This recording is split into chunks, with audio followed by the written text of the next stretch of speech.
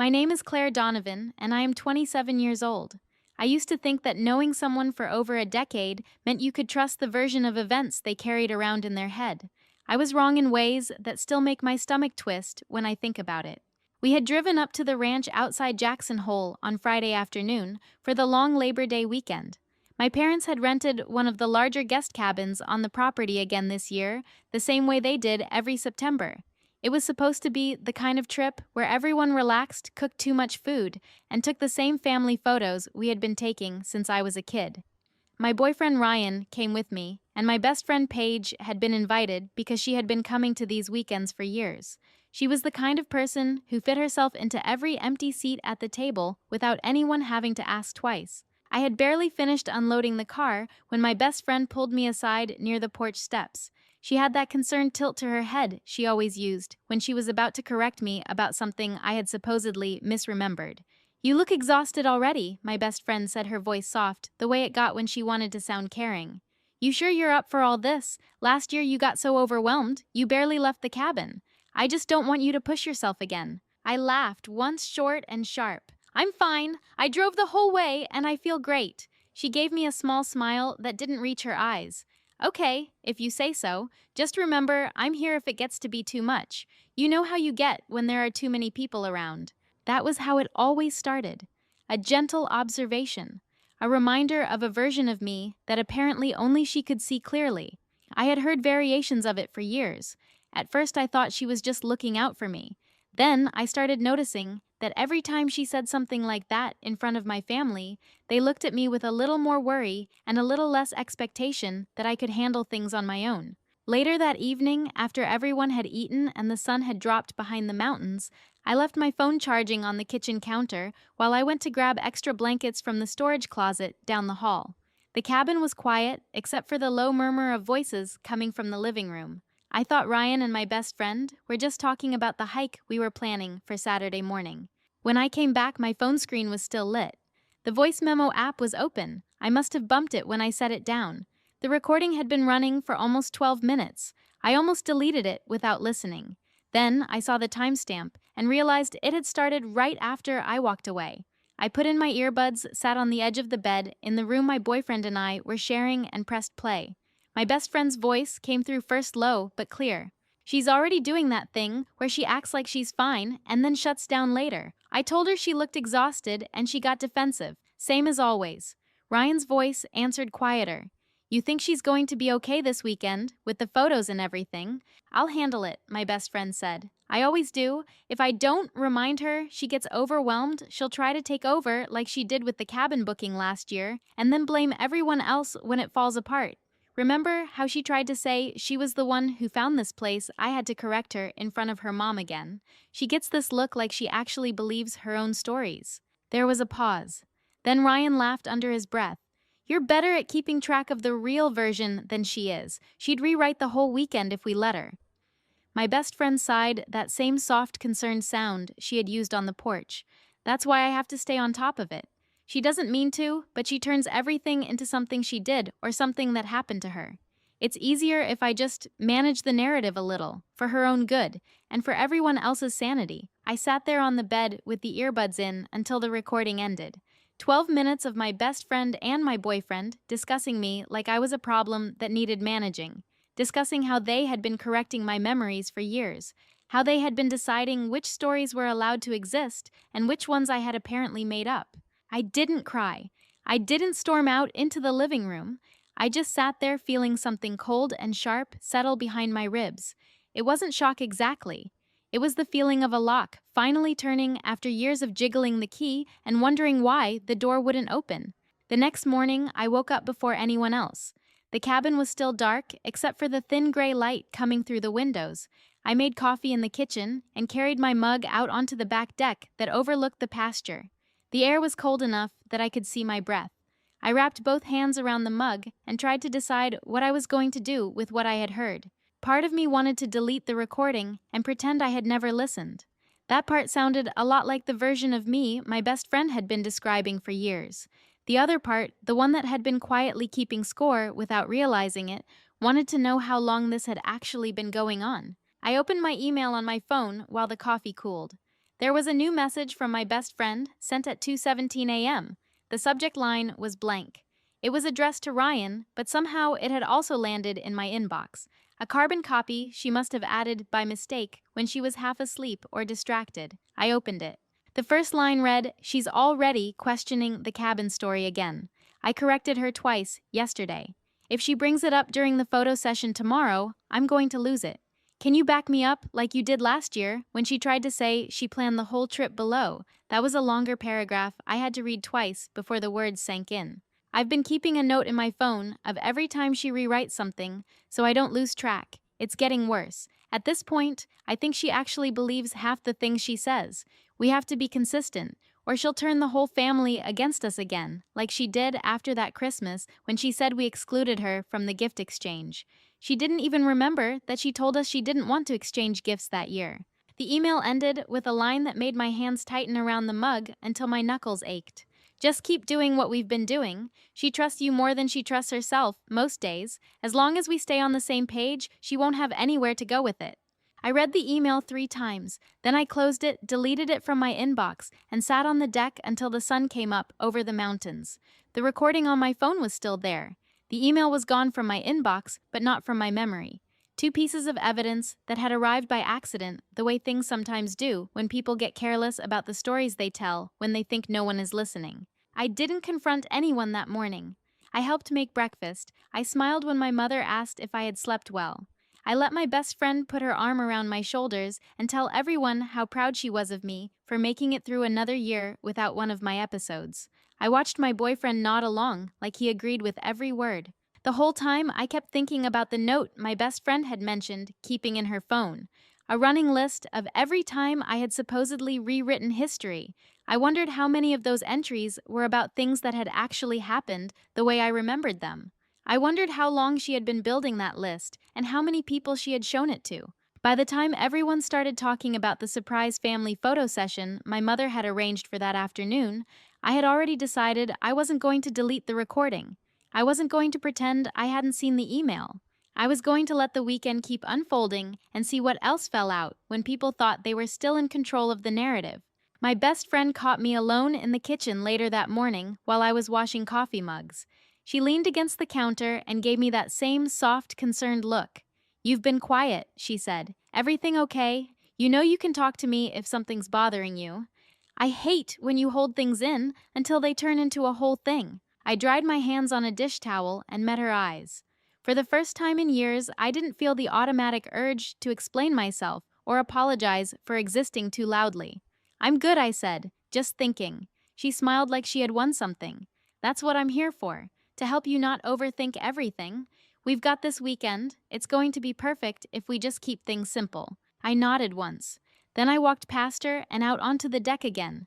The recording still sitting in my phone like a loaded gun I hadn't decided where to point yet. The photographer was supposed to arrive at 2. My mother had told everyone it was a surprise, something special, to mark another year of everyone being together. My best friend had already started planning what we should all wear and how we should stand. She kept saying things like, "We want it to look natural, but put together." And remember last year when Claire tried to direct everyone, and it got chaotic? Every time she said my name in that context, she smiled at me like we were sharing a private joke about how difficult I could be. I smiled back. I let her keep talking. I waited to see what else would surface before the weekend was over. The photographer arrived right on time that afternoon, a woman named Lily Harper with a canvas bag of equipment and the kind of efficient smile that suggested she had done this exact session with this exact kind of family before. My mother had arranged everything as a surprise. She stood on the front porch of the main cabin, clapping her hands once, like she was calling a meeting to order. "Everyone outside in 10 minutes, my mother said.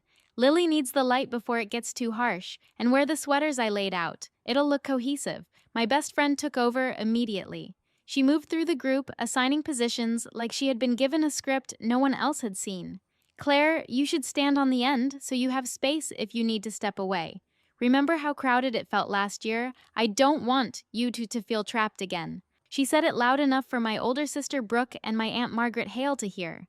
They both nodded like this was a thoughtful accommodation, instead of another public reminder that I was the fragile one who needed managing. I didn't argue. I put on the sweater my mother had chosen and let my best friend steer me to the spot she had decided was safest.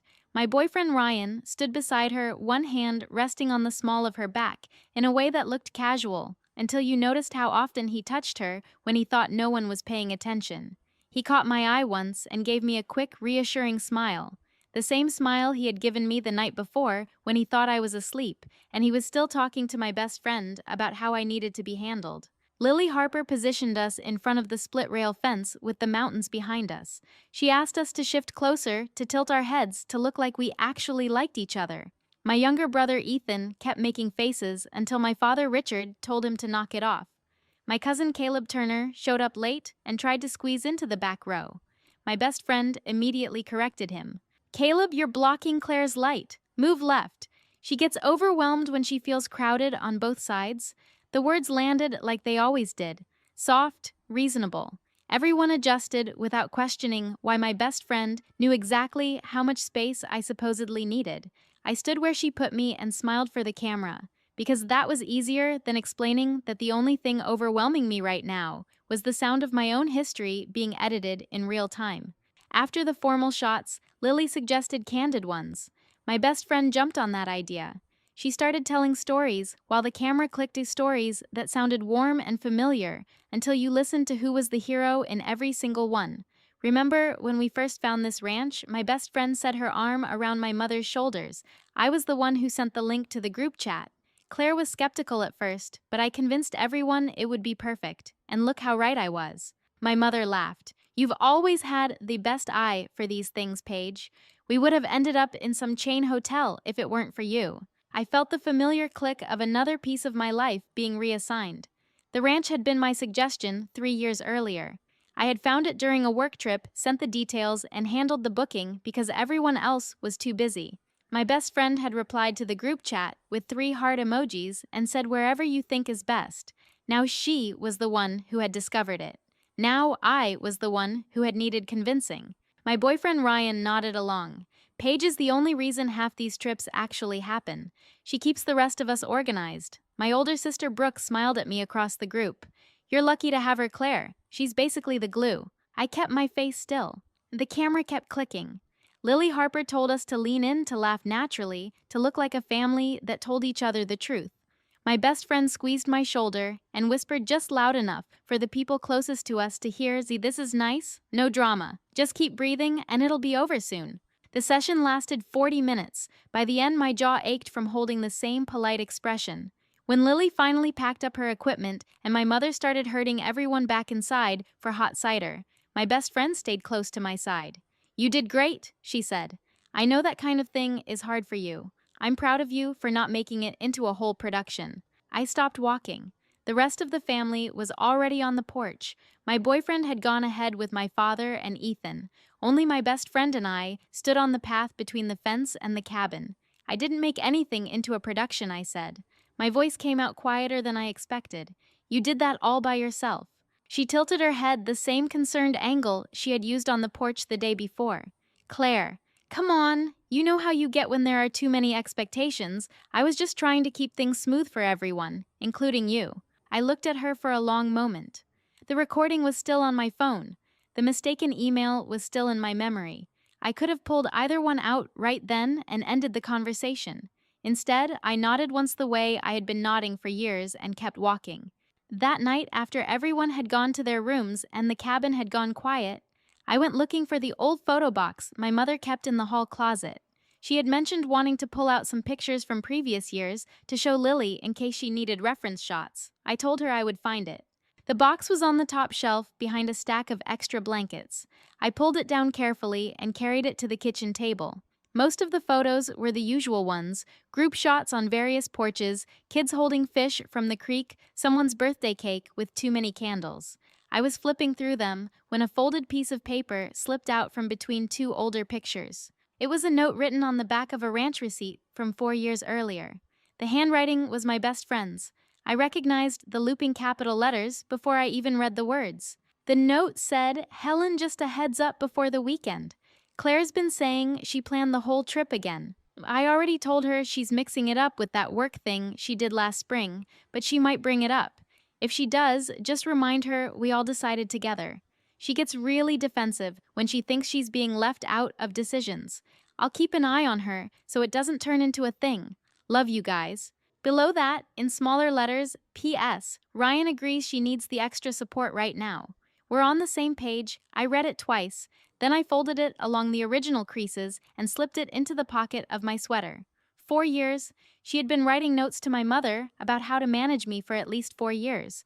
She had recruited my boyfriend into the project. She had turned my actual contributions into things I had apparently imagined or exaggerated.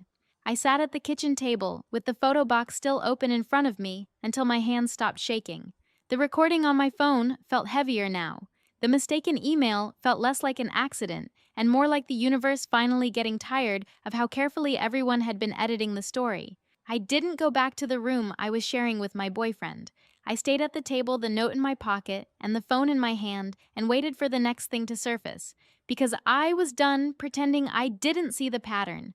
And I was done letting other people decide which parts of my life were allowed to be true. The kitchen stayed quiet, except for the hum of the old refrigerator. I sat with the folded note in my pocket and the phone in my hand until the first gray light started coming through the windows again. My best friend and my boyfriend were still asleep in their rooms. The rest of the family would wake up soon for coffee and the last day of the weekend. I had one more night to decide what I was going to do with the evidence I now carried. I didn't sleep. I made another pot of coffee and read the note 3 more times. Every line was careful. Every line was written in the same soft, concerned tone my best friend used when she told me I was remembering things wrong. She had been managing my mother's perception of me for years. She had brought my boyfriend into it. The recording on my phone and the mistaken email were no longer isolated accidents. They were proof of a pattern that had been running longer than I wanted to count.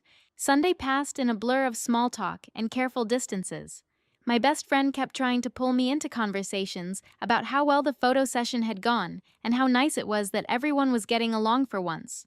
My boyfriend stayed close to her, nodding when she spoke and offering me the same reassuring smiles he had been giving for months. I answered in short sentences. I didn't correct any of the stories she told at lunch. I just watched the way my mother and my older sister listened to her like she was the reliable one in the room. By evening, most of the family had gone to their cabins or back to the main house. I asked my best friend and my boyfriend to meet me on the back deck after dinner. I told them I needed to talk about something that couldn't wait until we drove home. My best friend looked concerned in exactly the way she always did when I tried to set any kind of boundary. Of course, she said, whatever you need, I'm here. We stood under the string lights my mother had hung years ago. The mountains were dark shapes against a sky that still held a little color. My boyfriend had his hands in his pockets. My best friend stood with her arms crossed, already braced for whatever version of me she expected to show up. I pulled out my phone first. I played the 12-minute recording without saying anything beforehand. Their voices filled the quiet deck, talking about how I needed to be managed, how I rewrote things, how it was easier if they stayed on the same page. When it ended, I opened the email on my screen and held it so they could both see it.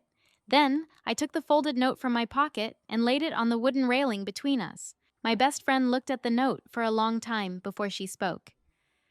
"Where did you even get that?" "It was in the old photo box," I said. 4 years old. You wrote it to my mother so she would know how to handle me if I brought up planning the ranch trip. You told her I get defensive when I think I'm being left out of decisions." She tried the soft voice again.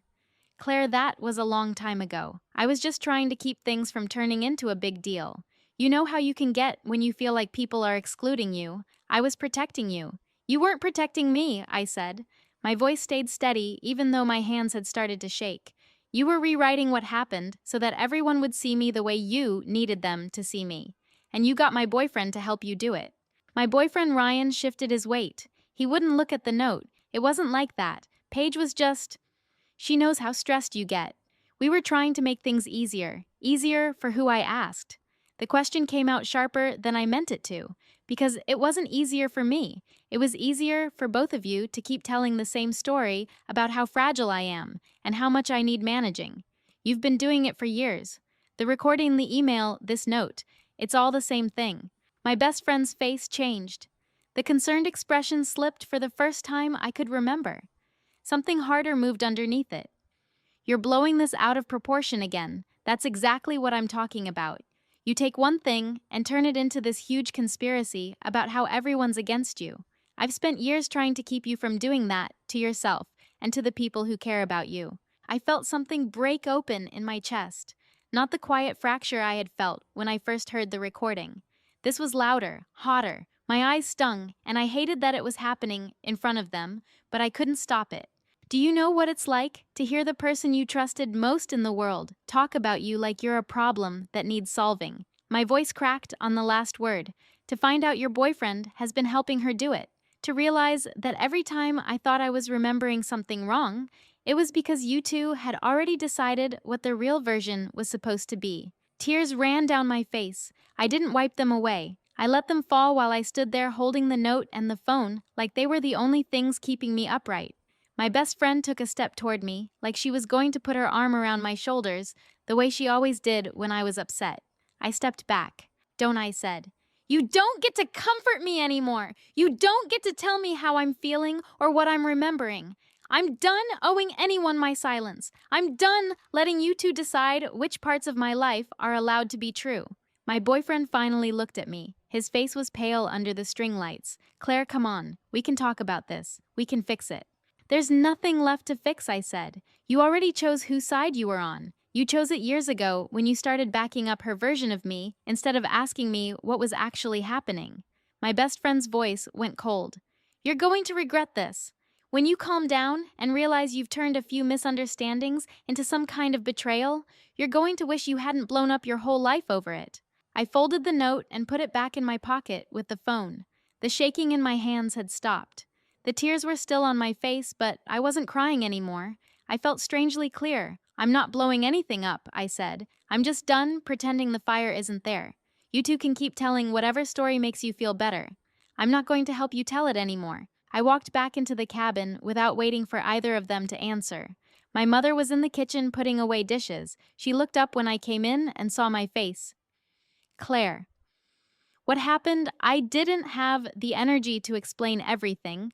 I just said I need to leave in the morning. Can you tell everyone I said goodbye? She started to ask another question, then stopped. She looked at me for a long moment, like she was trying to decide which version of the story she was going to believe. In the end, she just nodded. Okay, she said quietly. Drive safe. I packed my bag in the dark. My boyfriend didn't come back to the room. I didn't expect him to. In the morning, I left before most of the family was awake. The drive down from the ranch felt longer than the drive up had been. Every mile I put between myself and that cabin felt like something I was finally allowed to keep for myself. 2 weeks later, my older sister Brooke texted me a screenshot from the family group chat. My best friend had posted something about how hard it was when people you love rewrite history to make themselves the victim. My sister had replied with a single question mark. Then my Aunt Margaret Hale had asked if everything was okay between all of us. The replies after that were short and careful. The story my best friend had spent years managing was already starting to crack in places she couldn't control. I didn't respond to any of it. I blocked my best friend's number and my ex-boyfriend's number on the same day.